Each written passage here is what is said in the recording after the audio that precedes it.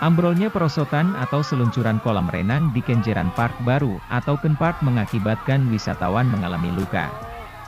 Informasi yang dihimpun dari BPBD Kota Surabaya ada 9 orang luka-luka.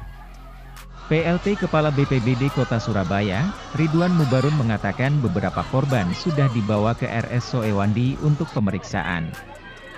Ridwan menjelaskan, korban mengalami luka ringan dan shock akibat kecelakaan tersebut. Pihak kepolisian setempat telah berada di lokasi.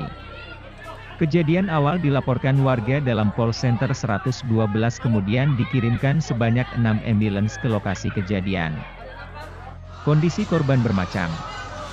Satu anak dengan kondisi indikasi cedera otak sedang. Korban sudah dirujuk menggunakan mobil warga umum oleh warga sekitar. Kemudian, 3 anak kondisi indikasi klose fraktur tangan maupun kaki. Sudah dirujuk menggunakan ambulans PMI maupun ambulans puskesmas. Kemudian, ada 5 orang luka ringan dan shock. Untuk keseluruhan korban sudah dirujuk ke Rumah Sakit Muhammad Soewandi.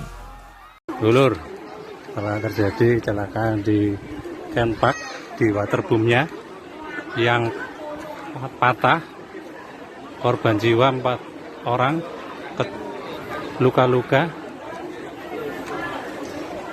Hari Minggu, hari Sabtu 7 Mei tahun 2022 terjadi kecelakaan di Surabaya Kenpark. Monggo selalu was-was dan hati-hati dalam berlibur. Demikian saya laporkan di Kenpark Surabaya. Terima kasih sudah nonton.